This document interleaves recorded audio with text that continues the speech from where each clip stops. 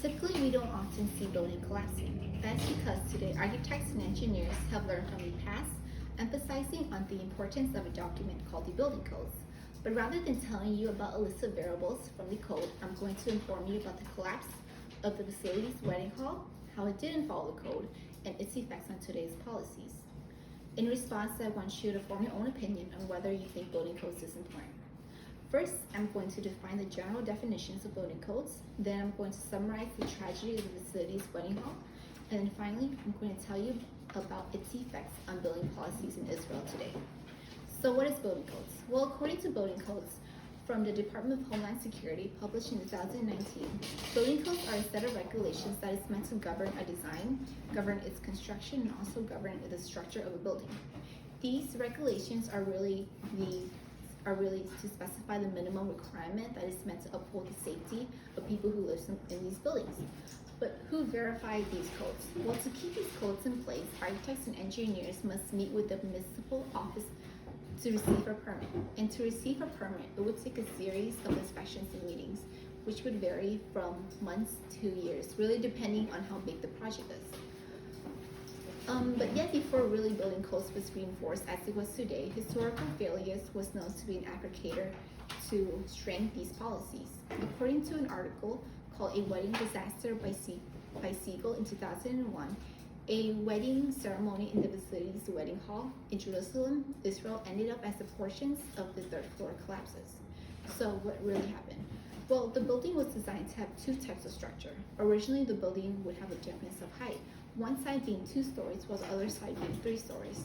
But late into the design process, it was decided that both sides of the building should be equal height. So why is this a problem? Well, this is a problem because originally one side of the building was again designed for a 2-story structure. This means that the roof of that side of the building would become the floor. In comparison to a normal floor, the roof cannot carry as much structural load as the floor. When the engineers noticed this problem, they did make an attempt to fix this. They did so by placing 2 additional partition walls beneath the third floor to help diminish the load. But 3 weeks before the wedding owners decided to actually remove these partition walls. And to my understanding, they had probably removed it to create room for the second floor and further guests. Yet after the wall were removed, third floor began to sag, and very noticeably several inches. But rather than viewing this as a structural problem, the owners saw this as a cosmetic problem. And to fix this, they used a liquid called grout and fill. Grout and fill is a very densified liquid that is really just used to fill up the cracks of the wall. So rather than really providing any structure for the flooring, the grout created more massing. And because of this, a negative force was added onto the third floor, more intensive than ever. Well, coming back into the collapse, the effect of the intensifying load was really too much. So on August 27, 2016, the floor collapses, causing the death of 23 people. And among those deaths were the groom, 80 years old, and his second cousin, who was only 3 years old. On the other hand, 380 people were injured. This also includes the bride, who was saved by her husband. Later after the incident, the parliaments of Israel established the facilities law. The facilities law is the establishment of a special committee that is responsible for treating people who's injured in this type of disaster, exemplified from the facilities disaster. But what is the real aftermath? Well, on the real aftermath, on October 2004, the 3 owners of the facility's wedding hall were convicted under the prospect of causing death and damage by negligence. On May 2017, the 3 engineers that was involved in building the construction were sentenced to prison by the Jerusalem District Court.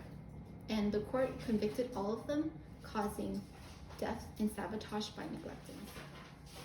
So the word negligence was used twice in both the 2 convictions. But who really was to blame? Was it engineers who neglected the building codes but created a last-minute change, creating a sabotage of negligence? Or was the owner who clearly did not know any building codes and attempted to hide the damage by creating accidental negligence? Or thirdly, was it the state's fault for reinforcing only after the damage was done?